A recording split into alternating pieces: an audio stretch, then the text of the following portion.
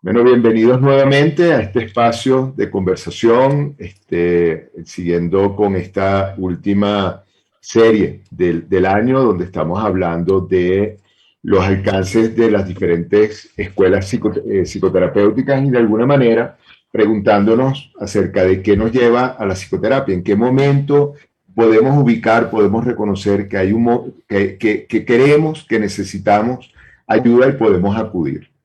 Hoy tenemos el grandísimo placer de contar con la presencia de una gran amiga, María Clara Arboleda Casas. María Clara es profesora universitaria de la Universidad de los Andes de Colombia, es egresada de la Escuela de Psicología de los Andes, tiene una maestría en psicología clínica de la ciudad de Madison de la Universidad de Wisconsin y tiene más de 30 años de experiencia docente, experiencia en psicoterapia, que bueno, a la cual le ha dedicado su vida, le ha dedicado su vida, no solamente ha dedicado su vida, sino algo que es muy característico de ella, se lo ha dedicado con pasión, que yo creo que eso es lo más espectacular que tiene. Entonces, bienvenida María Clara, muchísimas gracias por haber aceptado la invitación. A ustedes muchas gracias. Me encanta estar aquí.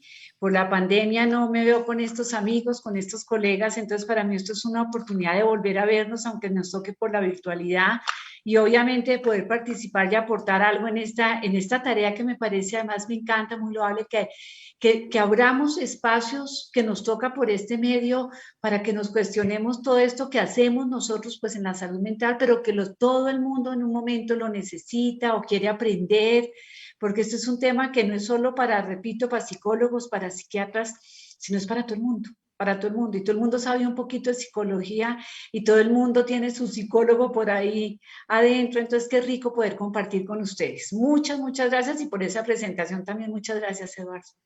No, a ti, María Clara.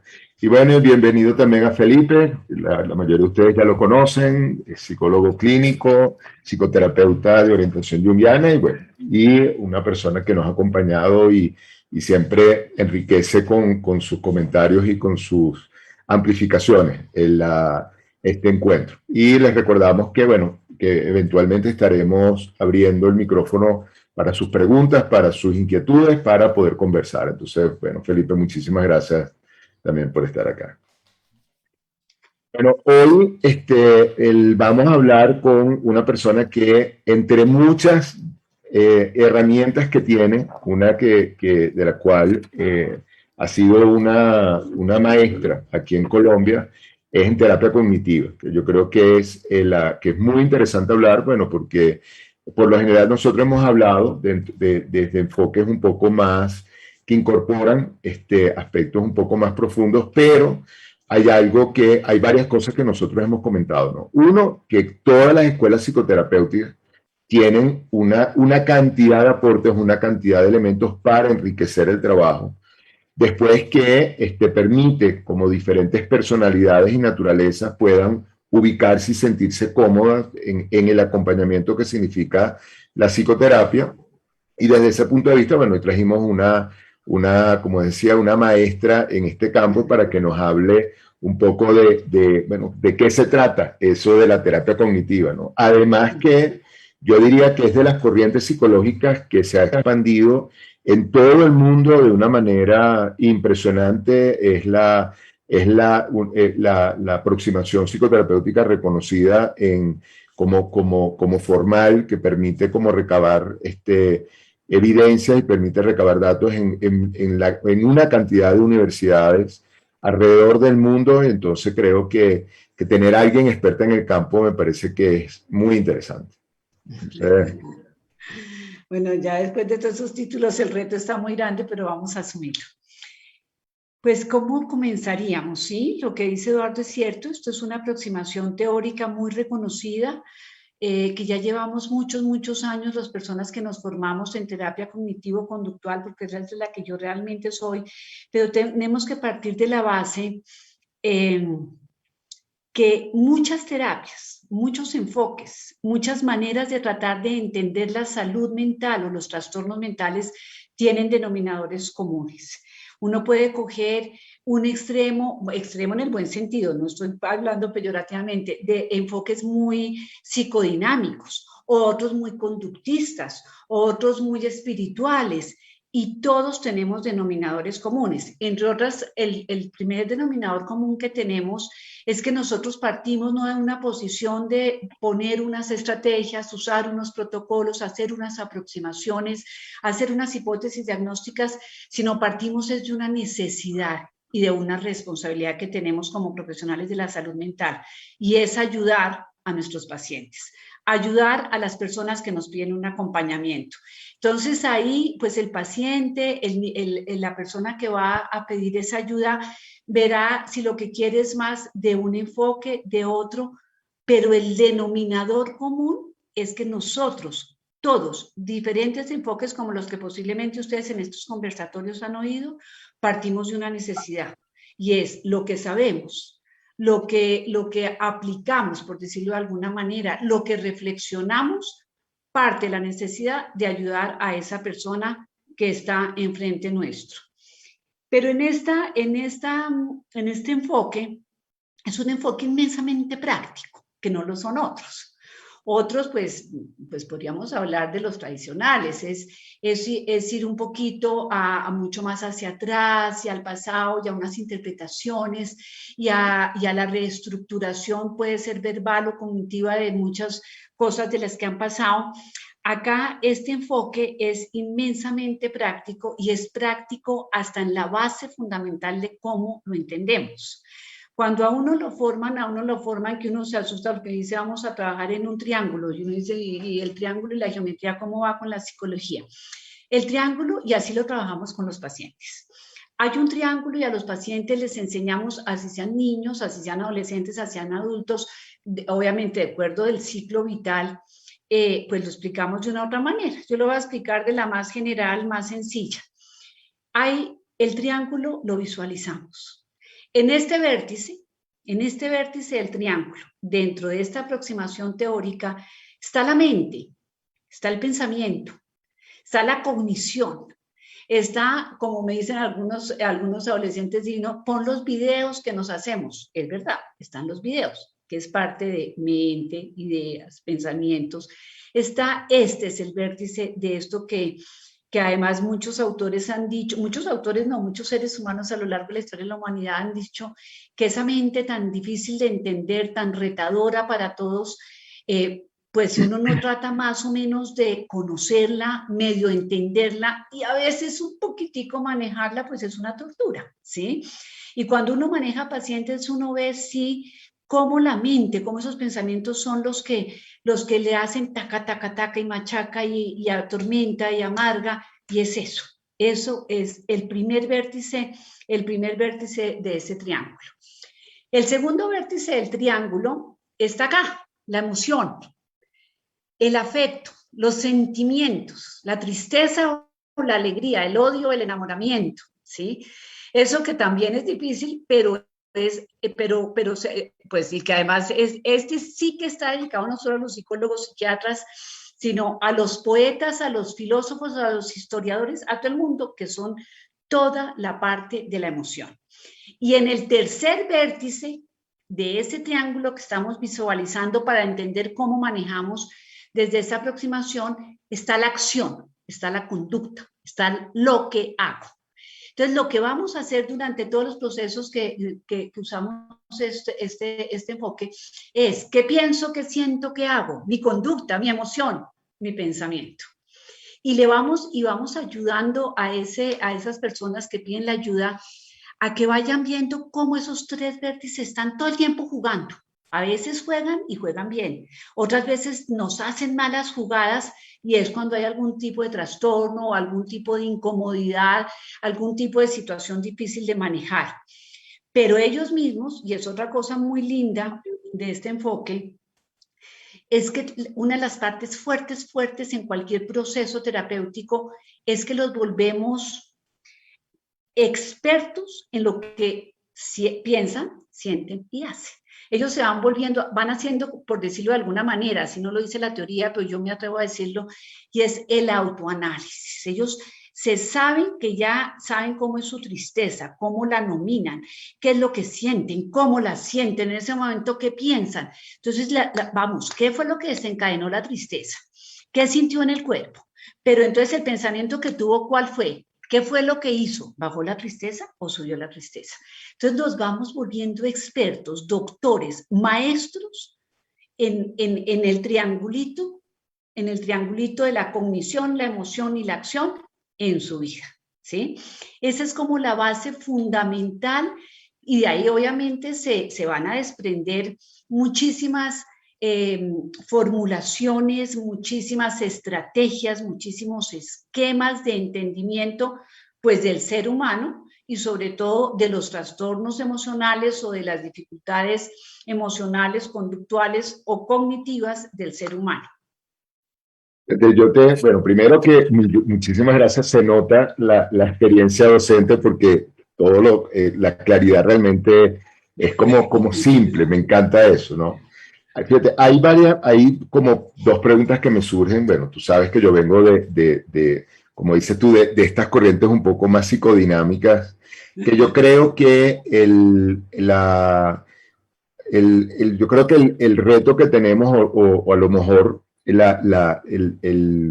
como el campo que nos distrae, es como tratar de encontrar o tratar de reconocer esas cajas negras que tiene cada uno, porque para nosotros los pensamientos son la expresión de una caja negra, las emociones de alguna manera son una expresión de una caja negra y la conducta de alguna manera está vinculada con eso.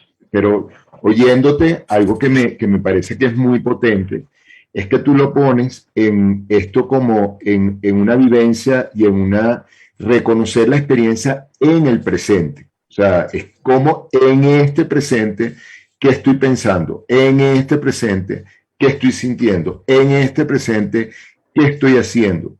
Y eso va de la mano con una cantidad de planteamientos muy contemporáneos acerca del presente, ¿no? Ese libro de Eckhart Tolle del poder de la hora que habla del presente, el tema del mindfulness que habla del presente.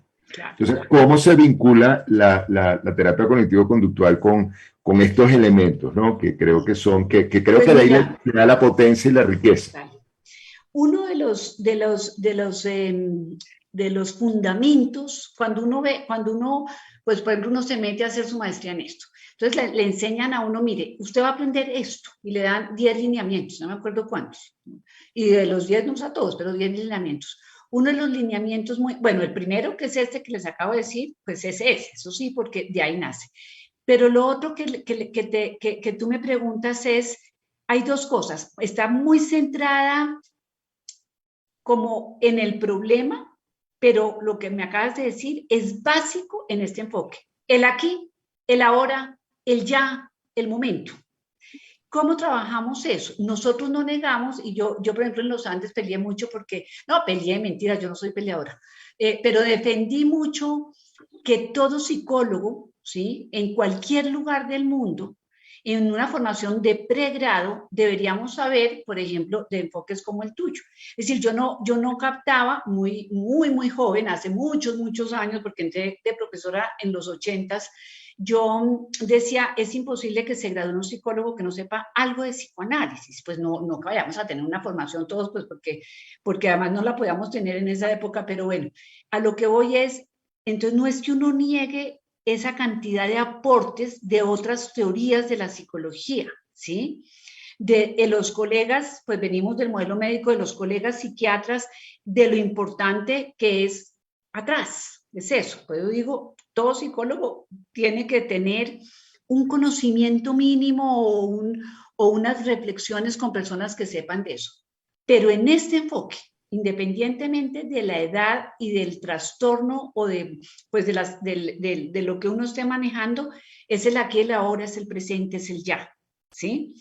Entonces uno, dentro de las cosas que le enseña a hacer el paciente en su proceso terapéutico, nos centramos acá. ¿Qué me desencadena la tristeza? ¿Qué siento con la tristeza? ¿Qué hago cuando estoy triste?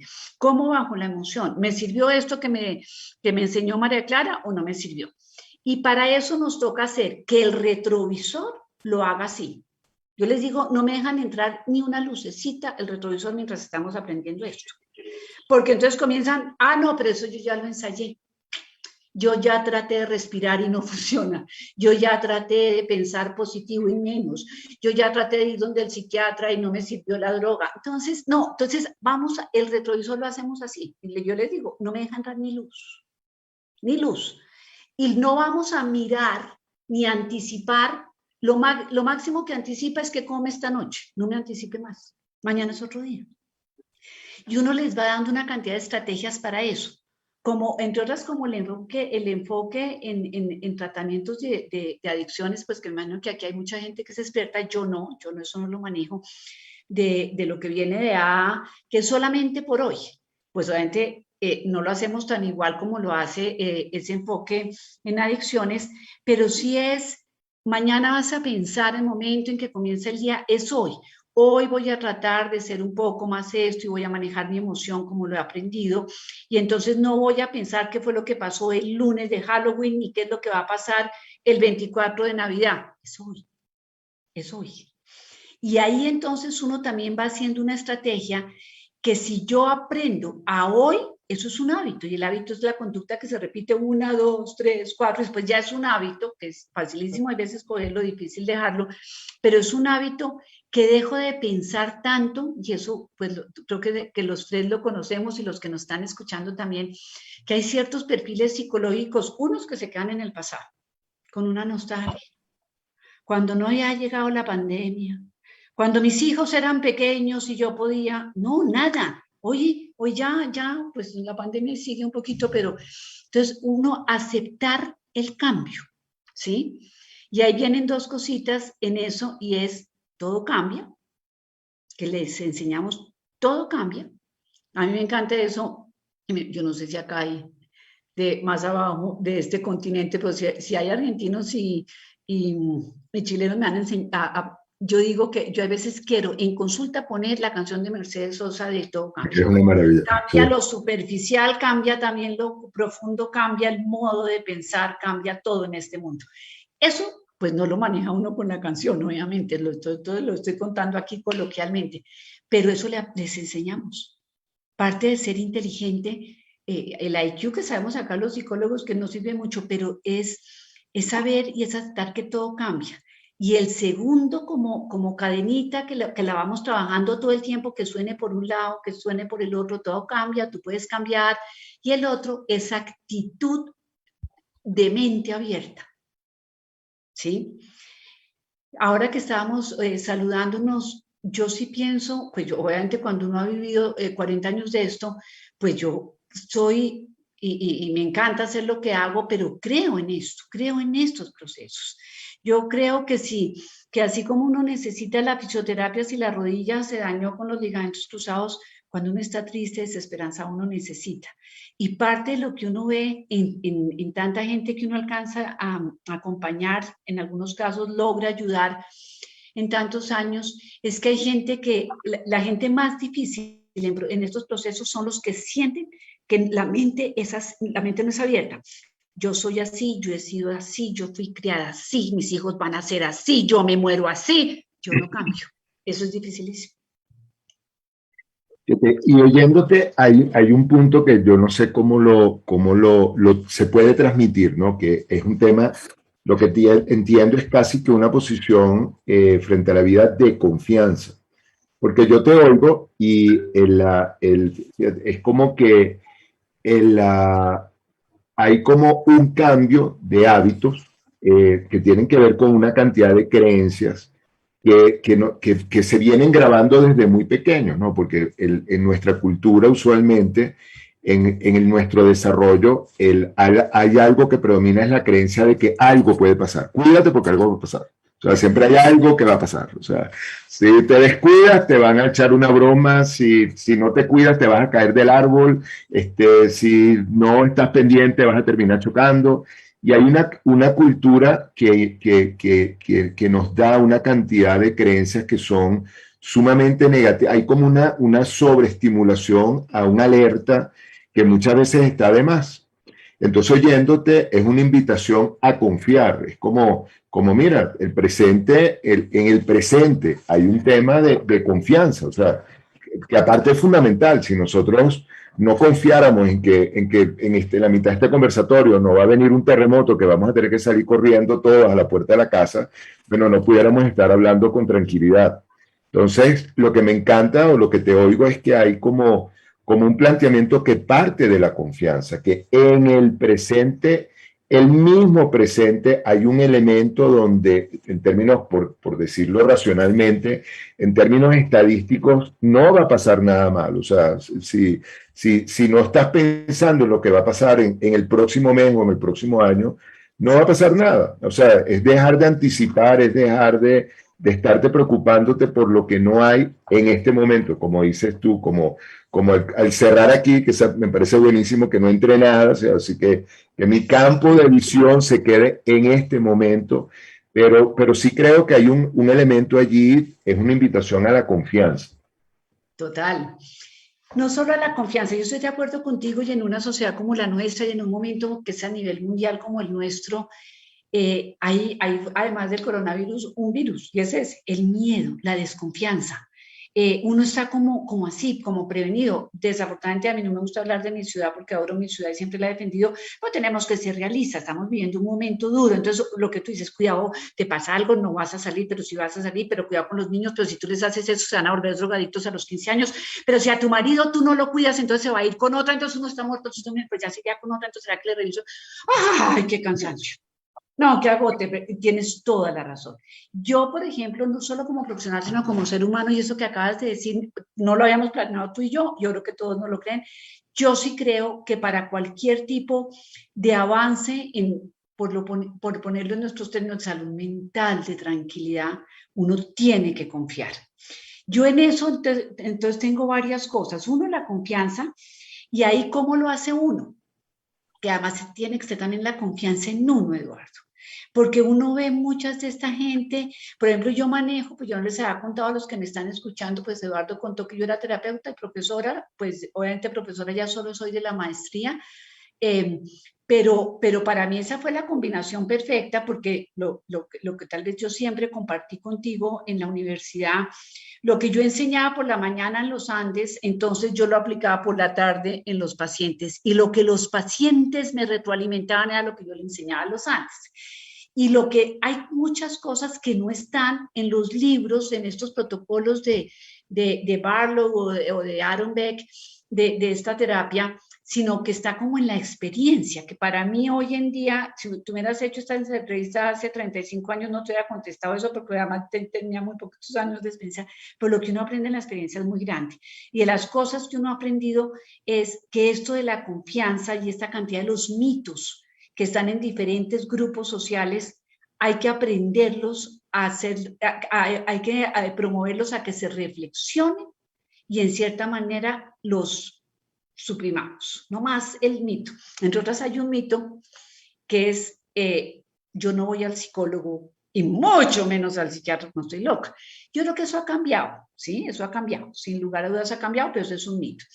Pero cuando me decías lo de la confianza, tenemos a eso. ¿Hoy te han hecho algo? No. Entonces a mí me preguntas tú, ¿hoy te pasó algo? No. Uy, pues caminé ya de noche, llegué, estoy bien, tengo salud. Entonces hoy estoy bien. Entonces, de golpe mañana me da desconfianza salir porque me dicen que por acá están robando, entonces no sé, pero hoy estoy bien. Y es la confianza en uno mismo, es la confianza en sus relaciones, es la confianza, obviamente, cuando estamos hablando de relaciones terapéuticas, en la relación terapéutica, ¿sí? Y uno lo siente como terapeuta. Además, yo como manejo adolescentes, mucho adolescente y adulto joven, entonces yo a veces les digo, ¿y tú crees en esto? No, yo no creo. Mi mamá me mandó, miércoles, ya a las 4:15, un viernes, uno donde la psicóloga, yo también mataría a la mamá, ¿sí? Pero ahí uno le va mostrando cómo el psicólogo no tiene vara mágica y le va a quitar la timidez, le va a mejorar la tusa por el novio que la abandonó o le va a quitar la rabia con el papá que se fue a la casa. Uno no hace eso. Entonces uno le va mostrando y le va haciendo lo que yo decía hace un ratico, psicoeducación. Yo no te voy a curar, Yo te voy a enseñar cómo manejar la tusa y no hay una manera de manejar la tusa distinta a vivir la tusa como tú tienes que vivir la tusa. Pero uno le va enseñando, por ejemplo, el triangulito, esto, y esa parte de psicoeducación da confianza. Y entonces de golpe le llega a uno un mensaje: María Clara, me sirvió una cantidad lo que me dijiste. Yo no sé qué fue lo que le dije. Miércoles. ¿Por qué? Porque tuvo confianza en un profesional objetivo, con una confidencialidad, y el solo hecho de sentirse escuchado y con confianza de poder expresar cosas no mejora, pero está abriendo el camino para ese proceso terapéutico, para ese proceso de mejoría más que terapéutico. Y en Y yo esto, creo, Eduardo, dime. no, perdón, sí, perdóname. Acuérdate que yo, si me pones a hablar, no paro, pero entonces digo esto último y comentamos. Una de las cosas que todos los procesos psicológicos, cualquiera que cojamos, cualquiera y cualquier aproximación, es, ¿cómo lo ponemos que no suene tan, no se me ocurre otra manera? Todos los seres humanos tenemos distorsiones cognitivas, somos prevenidos y eso lo promueve la desconfianza. Entonces, yo no quiero sonar hay cierto, muy profesora, pero las distorsiones cognitivas, si yo las explico, pues una cosa perfecta es que a nivel del pensamiento todo fuera perfectico, como un Excel, como si, no, los seres humanos tenemos, y es así, como distorsiones. Entonces, hay gente que piensa todo blanco y negro. Entonces, o me quiere o me odia. No, la quiere, pero no tanto como antes. ¿Y qué? El filtro mental, todo lo que me pasa malo es porque yo me lo merezco, lo que me pasa bueno es porque me tocaba, pero no me lo merezco, ¿sí? Entonces hay una cantidad de distorsiones cognitivas, y eso es en niños, en medianos, en viejos, en gordos y en flacos. Todos tenemos distorsiones cognitivas. La mente del adivino, que esa me encanta porque, por ejemplo, en los adolescentes y en el adulto joven, no, yo creo que yo no voy a pasar en el ICFES. Los que nos están oyendo de otros lados, el ICFES es el examen que presentan los del bachillerato, el high school, para entrar a las universidades. Y tienen la mente del adivino. Y obviamente eso atormenta. Una distorsión cognitiva hace taca, taca, taca y atormenta. ¿Eso por qué? Es porque hay unas desconfianzas.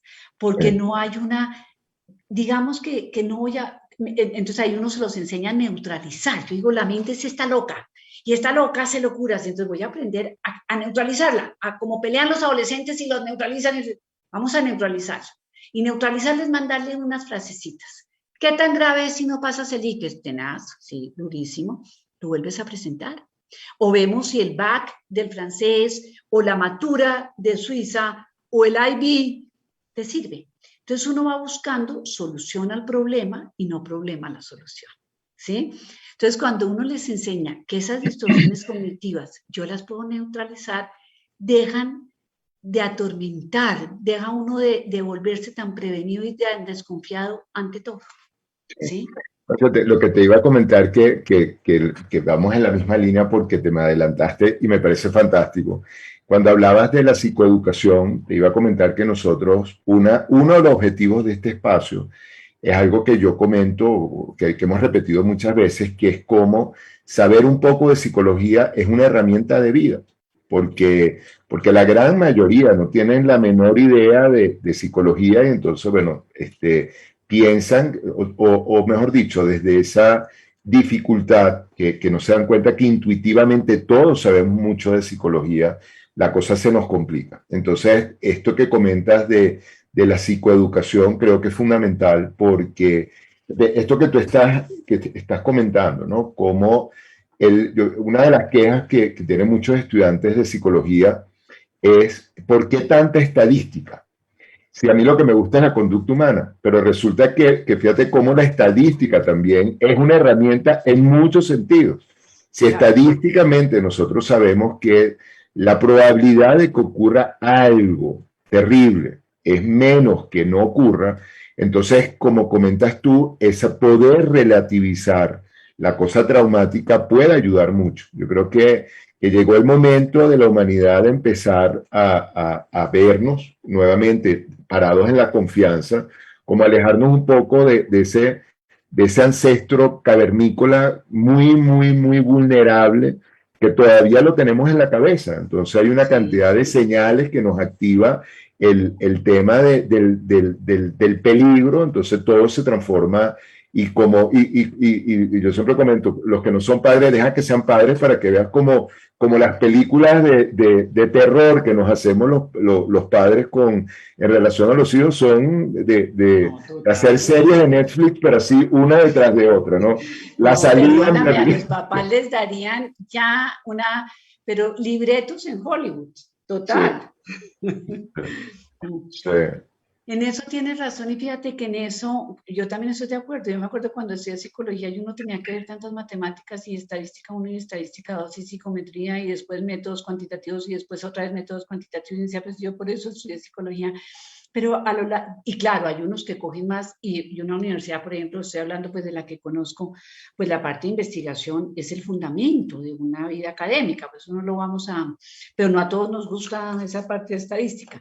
Pero lo que sí es cierto es lo que tú dices. Por ejemplo, este enfoque que estamos conversando hoy, ay, acabo de apagar una luz ya. Este enfoque que estamos hablando hoy es un enfoque que a veces suena un poquito como creído y hay gente que por eso le hace así, pero es un enfoque que realmente es basado en evidencia. ¿Por qué? Porque está todo el tiempo con estudios y muestran los estudios, los que saben hacer eso, que la ansiedad se puede manejar, que las fobias se pueden manejar de tal manera con unos protocolos, con unas aproximaciones. Yo, por ejemplo, como psicóloga, y como psicóloga, obviamente yo nunca podría dar un fármaco porque los psicólogos no lo hacemos, pero muchas veces también recurro a mis colegas psiquiatras. Yo no es que niegue esa parte, porque cuando uno sabe que hay algo acá, pues hay que recurrir a eso. Pero a lo que voy está comprobado científicamente, con las estadísticas que a algunos nos aburren, que este tipo de estrategias terapéuticas sirven.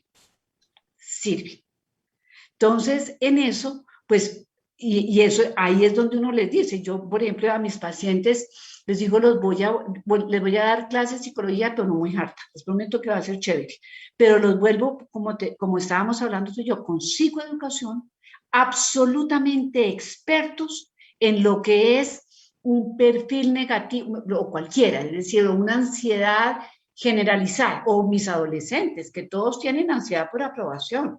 Todo el mundo quiere, las niñas quieren que le digan cómo está linda, cómo está chévere, uy, Sari, Suanis, Lauris, mira, ese grupo es el mejor para Halloween. Y si no llegan el martes al consultorio, fue un fracaso el Halloween.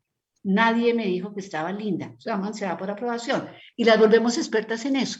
Y les mostramos cómo estos protocolos que tengo acá, todos estos libros deliciosos que uno estudia y enseña, cómo sí funcionan. No son mágicos. Esto hay que tener, y yo les digo a ellos, yo acá hacemos, pero lo que hay que hacer es pasar a hacer transferencia de lo que yo hablo acá contigo, de lo que reflexionamos, de lo que yo puedo confrontar, interpretar algunas veces, a lo que tú hagas allá afuera. Porque quitar la timidez delante mío en consulta es facilísimo. Pero yo creo que lo que aquí estamos aprendiendo sobre ese perfil tuyo, me lo pongas mañana a las 8 de la mañana en clase de matemáticas en prueba, ¿sí? Y entonces se vuelven además lindos porque son psicólogos amateurs aprendiendo ahí un poquitico. Sí. Y tú decías una frase muy linda que me acuerdo de un paciente hoy que casi me mueve la emoción, porque los adolescentes además son lindos y además una medida que como terapeuta, como el ciclo vital, uno pasa por procesos. Esto ya es como una anécdota, una autorrevelación de mi vida profesional. Pues cuando yo llegué a ser terapeuta después de vivir en Estados Unidos, pues obviamente era una psicóloga muy joven, pues si tenía 28 años, pues claro que era jovencita. Entonces en esa época era, no, chévere lo que enseñas y eres una psicóloga play. Entonces yo era la psicóloga play, les parecía play porque entonces yo era joven esto. Después era un poquito la psicóloga que ya era, no, es chévere, sí, está bien, pero ya sabe más. Y hoy en día, que ya lo que me pasó hoy, le estaba explicándole a una niña adolescente, 17 años, se gradúa en junio del año entrante, y me dice, es que yo te miro y tú eres tan buena psicóloga, por eso vengo acá, como mi abuela. Yo le dije, ay, no puede ser, ¿tu abuela es psicóloga? Me dijo, no, mi abuela no es psicóloga, mi abuela es una sabia. Ya después de eso le dije, yo te pago la consulta. Me acabas de comparar con la abuela, es una sabia. Y me empezó a contar las cosas que le dice la abuela. Y de verdad, si yo viera, yo comencé a notar qué más te enseña la abuela.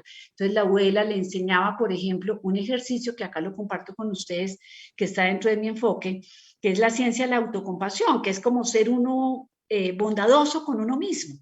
Y uno de los ejercicios que uno hace con ellos es, ¿tú qué le dirías? Entonces, por ejemplo, alguien me dice, no, María Clara, estoy fea, estoy gorda, no sé qué. Bueno, si alguien te dice lo que tú me estás diciendo, tu mejor amiga, Saris, tu mejor amiga te dice eso, ¿tú qué le dirías? No, pues yo le diría, Saris, no te preocupes, sí, te ve lindo, te subiste un poquito de peso, pero estás linda. Ese es el ejercicio de la mejor amiga. Eso se los cuento acá, eso está en los libros de la ciencia de la autocompasión. Cuando ella me contaba hoy de la abuela, pues lo que le dice la abuela todo el día es eso. Amor, sé tu mejor amiga. A esa buena amiga, ¿qué le dirías cuando fuiste la única niña que no te invitaron? ¿Qué le dirías a la mejor amiga si fuera ella a la que me invitaron?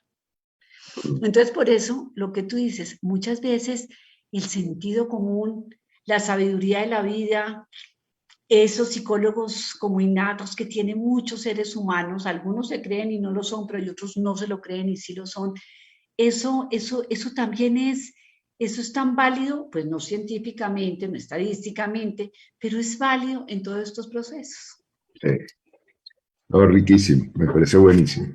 Vamos a ver qué nos dice, cómo va la audiencia, si tienen preguntas, si tienen comentarios, para seguir, para empezar a incorporarlos en esta cosa tan rica que estamos, en la que estamos.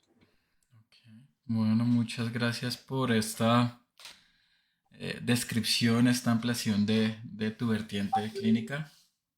Y, te agradezco muchísimo este diálogo que nos han traído. Y ustedes traen algo muy importante que es la necesidad de que la psicología se vaya acercando a un enfoque más integrativo, que haya un diálogo más interclínico ya. Sí. Este enfoque integrativo ya suena incluso mucho cuando antes las corrientes casi que trataban de marcar mucho sus territorios y separarse y diferenciarse. Es muy válido este ejercicio, bueno, donde nos estamos integrando. Y a mí me gustaría hacerte una pregunta porque Dime. dentro del paradigma de lo cognitivo comportamental, a veces uno oye personas que se declaran a sí mismas como, bueno, yo soy conductista radical, pero entonces hoy en día uno oye, creo que de terapias de tercera generación, entonces que incorporan budismo, incorporan ya, bueno, temas hasta religiosos y bueno, doctrinas más. Entonces tú nos podrías hacer un poco de la distinción de cómo se vive a nivel de las corrientes el tema dentro de lo cognitivo comportamental, porque para nosotros muchas veces son solo eso y uno se cierra y esta persona solo quiere inhibir el síntoma y otro no, ahora este es el del mindfulness y bueno, se ha generado una confusión. Entonces si tú pudieras aclararnos sería muy valioso.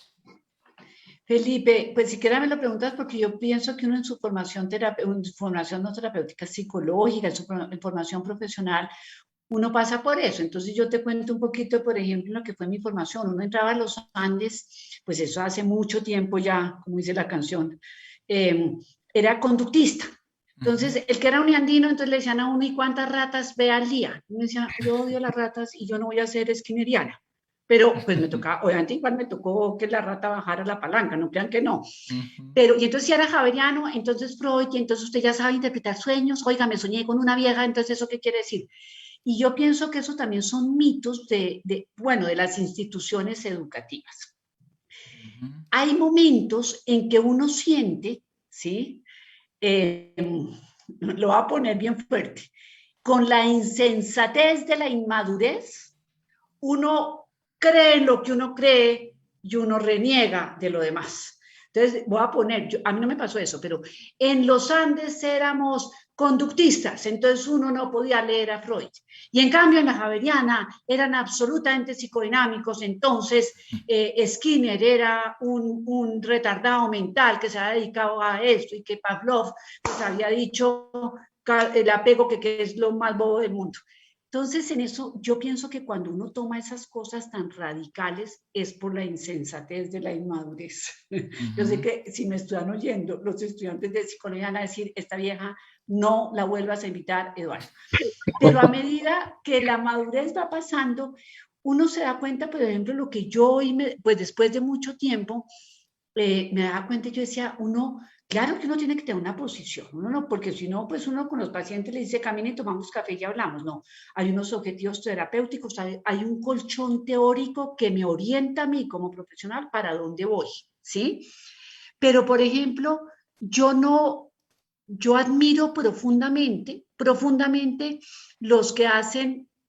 Pues, hay unos que no admiro, eso sí les digo, no, los que se creen psicólogos y lo que hicieron, no, eso, es decir, que hagan lo que quieran, pero no como psicólogos, esos no los admiro, Felipe.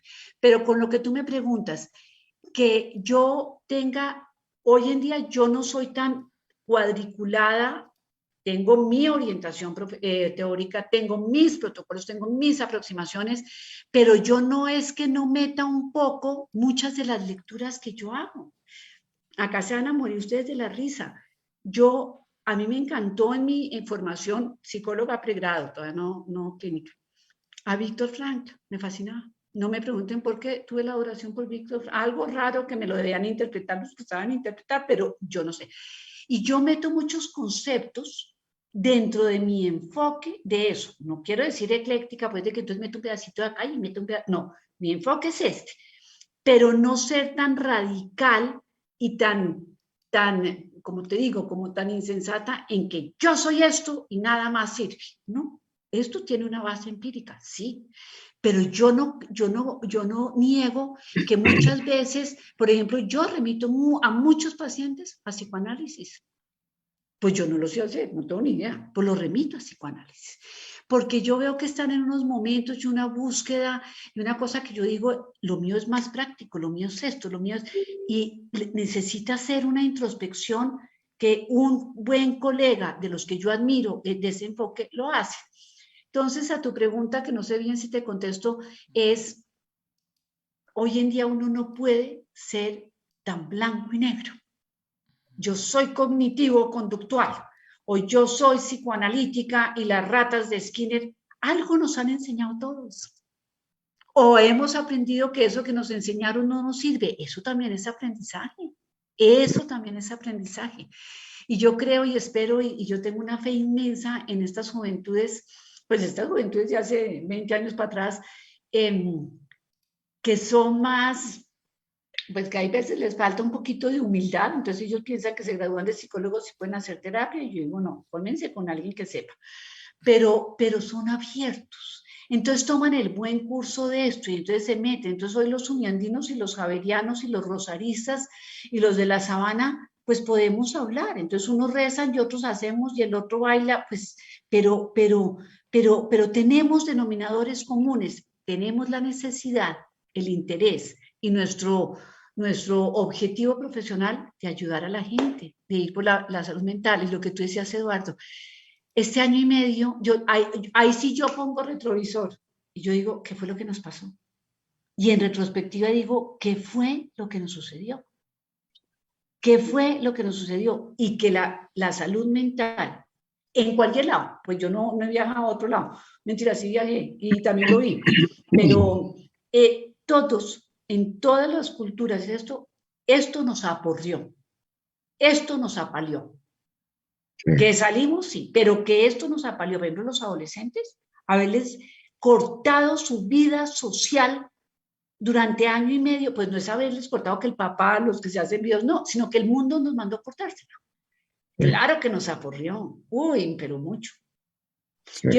Yo me metí a estudiar esto porque yo creo que ni tú sabías, ni Felipe, ni tú que eres más joven, lo que sea, sabíamos esto de pandemias porque pues no nos tocó acá pues en todos lados, la de 2020, la de 1920 que no nos ha tocado, que no nos tocó, pero entonces cuando uno aprende, yo por ejemplo tengo una, que no me acuerdo ahorita el nombre del profesor de Harvard, y explicando una cosa que yo ni sabía el término en inglés, que se llama languishing, que es como languidecimiento.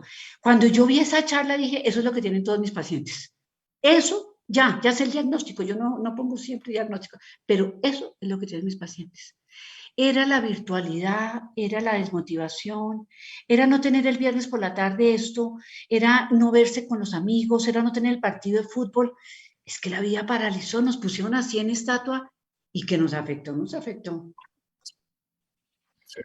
Hubo otras cosas, otros efectos pues, secundarios positivos, pues valoramos más cosas, aprendimos a manejar la soledad, se bajaron los gastos porque obviamente todo el mundo se afectó, pero sí, esto fue duro.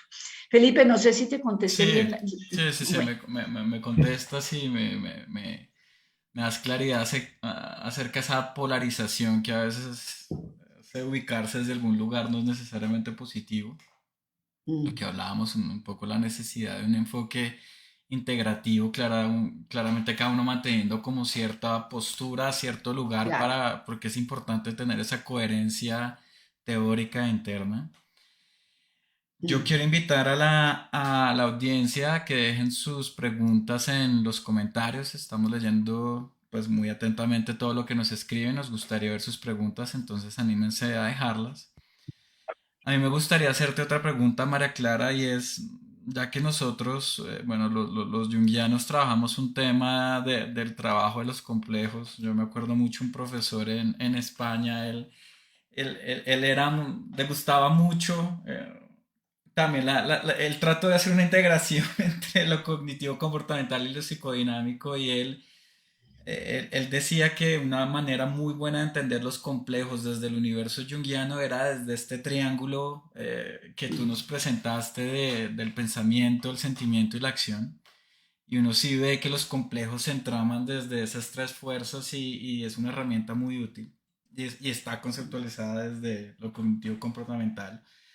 A mí me gustaría que de pronto nos hablaras cuál es el método que ustedes tienen para lidiar con esto que llamaste las distorsiones cognitivas. El primero es el reconocimiento que eso es universal, es adaptativo a veces. Entonces, quitarle el miedo a sentir que no, yo, que por ejemplo son perfiles, por decirles algo. Entonces, la abuela de mi paciente hoy diría, eh, su merced, ese es un perfil negativo, amargado, no ve a Dios en las acciones. Y ese, que sería el de la abuela de mi paciente, ¿no? Yo no lo digo así, les prometo que yo no lo digo así. ¿Y ahí qué pasa?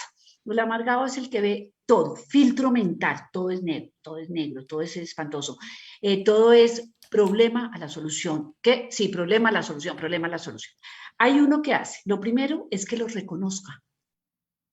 ¿Sí? Si yo ya reconozco que me siento mal, pues el Señor, el me dice, Marta, comienza a sentir bien, a sentarse bien, perdón. Es exactamente igual con la psique. Reconozca que usted tiene esa distorsión cognitiva, ¿sí? Reconozca. Espérate, yo te muestro, por ejemplo, te voy a mostrar, por ejemplo, eso yo lo traduje y esto lo uso con todos los pacientes. Obviamente ver esto, me imagino que es complicado. Yo ahí tengo cada una de las distorsiones. Entonces yo les doy esta hojita, les pongo lista de distorsiones cognitivas. Entonces acá, yo les digo, ¿qué quiere decir pensamiento del todo o nada? Y en consulta, tú y yo, entonces yo comienzo a decir, considera todas las cosas en categorías absolutas. Tú me estás diciendo que te quiere o te odia, que te va pésimo o te va perfecto, ¿no? De golpe el promedio no es un 5 ni es un 1, es un 3. Cuando él sabe que alguna de estas que yo le muestro, esta hojita, repito, yo doy muchas de estas hojitas, bueno, ya no me aceptan hojas, mándamela por internet, ven y me la escaneas, ven y pero yo sigo teniendo la hoja en físico. La adivinación del porvenir, estoy poniendo algunas de las que tengo aquí a mano. Se dice a sí mismo que eso está a punto de suceder, algo terrible, lo que tú decías, Eduardo, esa falta de confianza, ¿no? Sé que voy a meter la pata la semana que viene porque es que nadie me cree en mí.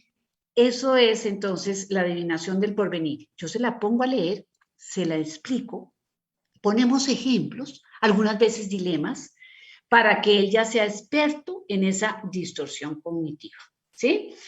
Cuando a mí nada que me parezca más grave cuando la trabajamos y me dicen yo no tengo ninguna. Yo digo, no, eso sí se lo mando a un mago y a 4 psiquiatras que lo vean, porque todos tenemos alguna, ¿sí? Pero de esos personajes también hay. Cuando ya ella la reconoce, yo ahí le enseño, ya reconoció la distorsión cognitiva. ¿Qué sientes cuando tú piensas que todo va a salir mal? No, pues siento esa desesperanza y eso que tú me has dicho, y es como ese language, listo. ¿Y qué haces? No, pues me resigno y eso hago. Entonces ahí le digo, vamos a cambiar acá para cambiar acá y hacer otra cosa acá. ¿Y cómo? Neutralizando la mente.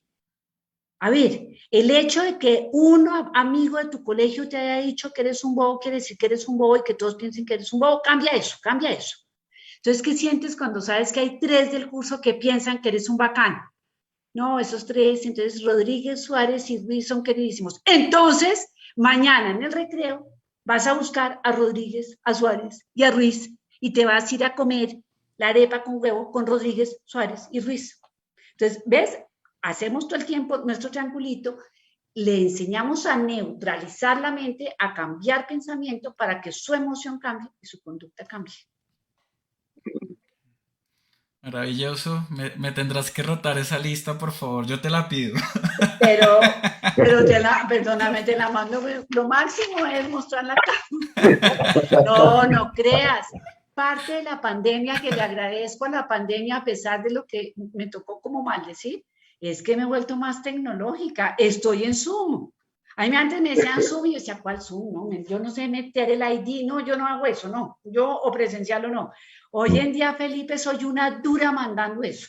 Bueno, maravilloso. Eso está en todos los protocolos que te va a mostrar el otro, pues que es de donde uno saca, este es el de ansiedad y esto está en la ansiedad. Esto es lo que uno les hace. Ay, perdón, a ver. Esto uno se los da al paciente. Pues yo no le doy el libro entero, obviamente. Pero yo he cogido cosas que son las que yo siento que puedo manejar con mis adolescentes de acá, con mi universitario de acá, traduzco algunas cosas porque no todo el mundo es bilingüe, y ahí es que las trabajamos. No. Yo te la mando, Felipe, y vas Por a ver favor. la facilidad que tengo ahora de mandar. Ok, súper. Ahorita a eso seguiremos en contacto y precisamente esto me lleva a la audiencia está pidiendo tu contacto. No sé si te interesa dejarlo para que Claro te... que sí, claro que sí. Nada más, perdónenme, pero eso es como ansiedad por aprobación. Ay, Dios mío, preguntaron cómo me llamo. Eso es como al adolescente que le piden el teléfono después de la rumba. Ya ese día se acuesta tranquila. Yo ya eso te la doy mandar con el mayor gusto. Les doy mi correo de la universidad. Yo soy muy juiciosa respondiendo correos, muy juiciosa, pero no hay mismo, ¿no? No es muy juiciosa no quiere decir que ustedes, no, pero yo no dejo pasar la semana sin responder con el mayor gusto y, y no sé, mi celular, ¿qué más les doy? Mi dirección, mi genograma, ¿qué más hacemos? Si quieres, Sí. lo anotamos aquí en el chat para que lo tengan las personas, si tú quieres. Tú lo tienes, ¿no? marbolet@uniandes.edu.com. Mar. M y pones mi apellido Arboleda sin la última A. Ah, ok. Queda M Arbolet. Marbolet, M Arbolet terminado pegado. en D de dedo. Marbolet, Marbolet. muy Arroba, bien. exacto. Perdón. MARBOLED de dedo. Sí, Arroba sí. uniandes.edu.co. Ahí Listo. va. Listo. Ya. Exacto, ese es. También Ok. estás Bueno. muy hábil, Eduardo. Estoy desfrestada. Bueno. Tú eras No te hábil creas, no antes, te yo no creas que era hábil. eso también ha sido efecto de la pandemia y gracias también al apoyo de la juventud de Felipe y el otro equipo y el equipo que nos acompaña, porque si no, No. Sí, nos ha tocado, pero yo digo que nos entiendan. Yo no sé si acá, pues los que son de fuera de Colombia no han visto esa propaganda, pero es uga uga. Cuando uno es uga uga, uno todavía es de lápiz, papel, como cavernícola. Y de golpe nos quitaron el cavernícola, nos dijeron, vuélvanse astronautas, un momento, espacio. Bueno, vamos a pasar a una pregunta de una persona de la Dime, audiencia. dime. Erwin Fabián García López pregunta, Bueno, María Clara tiene pacientes que principalmente consideren como positivos los efectos de la pandemia. ¿A qué se dedican esos pacientes? ¿Cómo analiza ella ese balance de la pandemia de de estos pacientes? Pero que si tengo pacientes positivos, ¿cómo así? No, que consideren como positivos, o sea, tienes pacientes que han sacado algo bueno de esta pandemia, que Sí, considere muy algo y... poquitos. Ujú. Acuérdense que mi población de pacientes son adolescentes y adultos jóvenes. Entonces, obviamente en esta edad, donde la parte fundamental de una adolescencia, de una adultez joven, no es estar con la mamá y querer al papá, es lo social, los pares, la rumba, el partido de fútbol, obviamente se paralizó y entonces en términos generales los afectó negativamente. Negativamente con tristezas, con depresiones, con pérdida de sentido de la vida, con autolesiones, con problemas de sus relaciones, no se me ocurrió otra palabra, Felipe, ayúdame a pensar una palabra como enconchamiento, pero yo no sé si, por ejemplo, Eduardo, ustedes usan eso, como hacerse así, eso lo hicieron mucho. Replegamiento. Eso. Bueno, hay muy pocos de mis pacientes que la pandemia fue más o menos tocar el cielo. Por ejemplo, tengo una hermosura de paciente, muy adolescente, pero con una ansiedad social muy grande en un colegio mixto de Bogotá, donde para él ir al colegio, estábamos haciendo un poquito como un entrenamiento de habilidades sociales, llegó la pandemia y este hombre brilló, pues no tenía que volver a saludar en el colegio, a almorzar solo, y él decía, María Clara, yo sé que lo de COVID, que no le haya dado a mi papá y a mi mamá, pero yo estoy feliz en la pandemia. Le dio duro ahorita que volvimos a la presencialidad, ¿sí?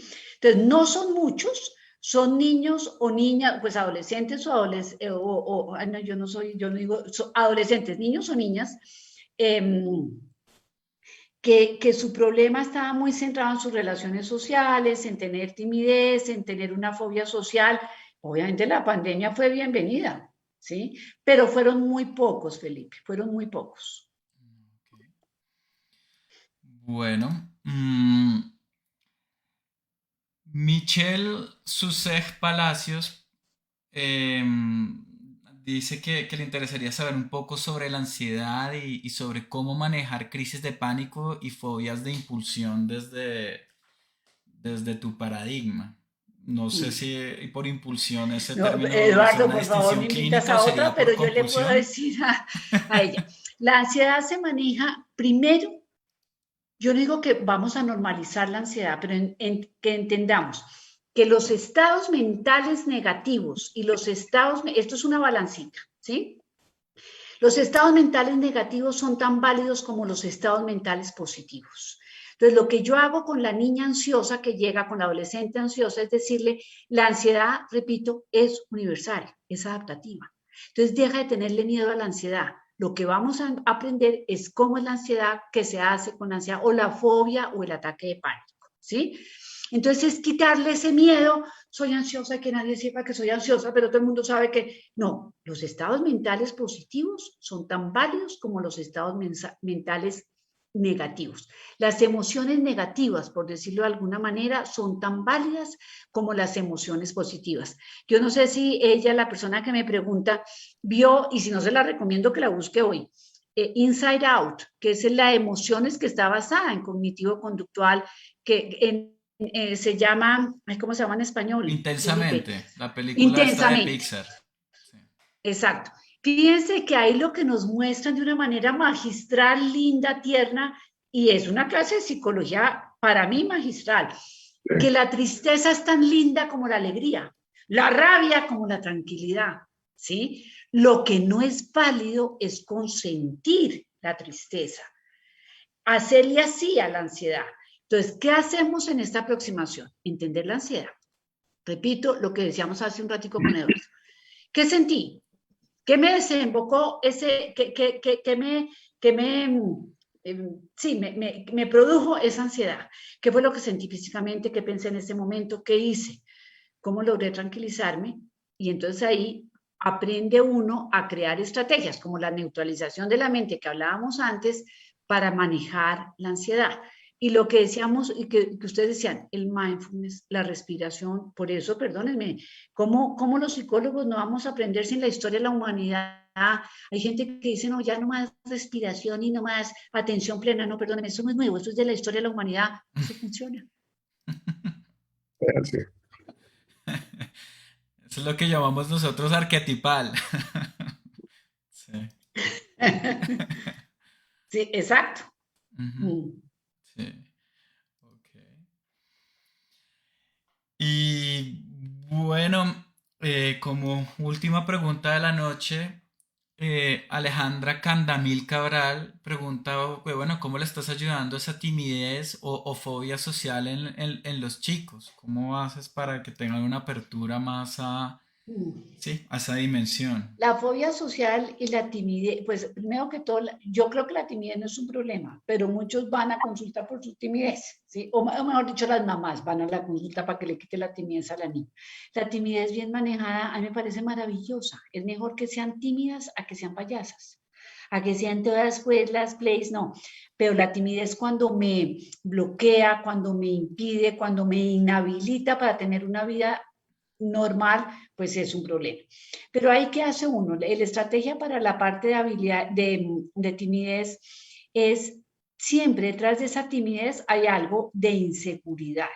Entonces, lo primero que tenemos que hacer es descifrar a qué es lo que es inseguro y de dónde viene. Y ahí sí, fíjense que ahí no es que sea contradictorio. Yo le digo a él que no ponga retrovisor, pero en un momento yo lo pongo, en consulta sí lo pongo. ¿Cuándo te acuerdas que te volviste tan tímida? Y se volvió tímida porque un día en una presentación de bailes en el colegio se le cayó el vestido, pues yo también me vuelvo tímida. Después de ese oso, uno se vuelve tímido. Entonces ahí uno comienza a decir, eso pasó, eso fue. Y ahora vamos hoy. Y de ahí, ¿cómo manejamos su inseguridad? ¿En dónde están centradas sus inseguridades? Y cómo vamos abriendo a que es muy paso a pasito. Esto vas a ensayar y es como aproximaciones sucesivas a hacer cosas. Entonces, si la niña es tímida, voy a poner un ejemplo bobo, pero yo no pongo a hacer eso, pero vamos a bajar juntas y le pides la hora al portero. Pues ella no le da tanta timidez con el portero del edificio de consultas, de consultorios, pero vamos haciendo aproximaciones sucesivas hasta que sea capaz de un grupo de pares hablar. Y eso lo programamos. ¿Qué te cuesta mucho trabajo? Hablar con mi profesora, listo. Entonces todavía no vamos a hacer eso, pero vas a hacer una cosa. Vamos a trabajar en que vas a hablar con la compañera de al lado solo preguntándole, ¿esto está bien escrito? Y ahí hacemos aproximaciones sucesivas a que esa habilidad se desarrolle. Sí. Bueno, María Clara, yo te quiero dar las gracias infinitas por este conversatorio tan rico, o sea, por sentir otra vez tu pasión, tu vitalidad, que es fantástica, de verdad que me encantó, de verdad muy, muy agradecido porque hayas aceptado estar acá, por la confianza en el Zoom, en mí, en Felipe, en el espacio, o sea, creo que ha sido un espacio muy rico, creo que ha sido, aparte de todo el contenido, una invitación a la confianza y una validación a la psicoeducación. Entonces, muchísimas, muchísimas gracias por estar Y acá. a ti yo un abrazo, a Felipe otro abrazo, a todos los que nos escucharon y también gracias por la confianza de pensar que aún puedo aportar algo a personas desde mi perspectiva psicoterapéutica. Sí, seguro que sí. Bueno, les recordamos a la audiencia que la semana que viene vamos a explorar dos aproximaciones que vienen de la psicoterapia humanista, de la psicología humanista, que son Gestal y Psicodrama, de la mano de Henry González, un psicólogo, psicodramatista, profesor de Gestal, formador de Gestal, y lo vamos a hacer por Zoom, no vamos a hacer el Facebook Live, como siempre lo hemos tenido acostumbrado, sino vamos a hacer toda la sesión por Zoom. Entonces están invitados a que se inscriban para enviarles el enlace. Y nuevamente agradecerles profundamente, bueno, su estar acá, porque ustedes son realmente el motivo de este esfuerzo y de estar buscando invitadas del calibre de María Clara y que nos aporten esto, ¿no? Porque en el fondo, sí, yo creo que en el fondo, yo siempre les recuerdo que lo que estamos buscando es eso, es como entre todos, en la medida que nos sintamos mejor, hacemos un mundo mejor. Entonces, y eso es un poco la propuesta. Eduardo, lo único que me muero de la tristeza, pero de esa de pedir consulta, es que en esa época de pandemia que fue dura, yo vivo sola, los pacientes obviamente pues no dan la misma cantidad, se afanaba uno con todo, me dará esto, no me dará, salgo, no salgo, no haber estado en tus conversatorios. Entonces, espero estar invitada en los que vienen, Felipe. Seguro que sí. En la lista, sí. Y juro que voy a estar ahí porque me muero la emoción, porque me gusta, porque a pesar que han pasado los años y que uno está, hay veces, entre otras, algunos de los pacientes me dicen, claro, pero tú todavía quieres aprender. Yo creo que me den un poquito, bueno, ya está, ¿qué más aprende? Pues que aprenda a cómo envejecer. No, me encanta, me fascina. Yo me metía a todo lo de mis exalumnos de los Andes. Yo buscaba en Google, mira que aprendí a buscar en Google cursos de lo que me gusta, ¿no? Yo no busqué cursos de cocina, dije, no, qué mamera buscar cursos de cocina, pero sí buscaba esto. Entonces, espero que me invites a los conversatorios. Seguro que sí, y aparte está, si quieres, muchos de los conversatorios que hemos tenido están en la página nuestra que es arquetipus.com, arquetipus con Y. Entonces, ahí vas a encontrar todos los conversatorios. Felipe, si no lo logro, te llamo para que me ayudes. Claro que sí. Exactamente. Bueno, y como siempre, Felipe, un gusto y muchísimas gracias por estar. A todos un feliz resto de semana. Seguro que sí. Un gran abrazo. Un abrazo muy, muy grande y a ti, Eduardo, uno muy especial. Gracias. Chao. Chao.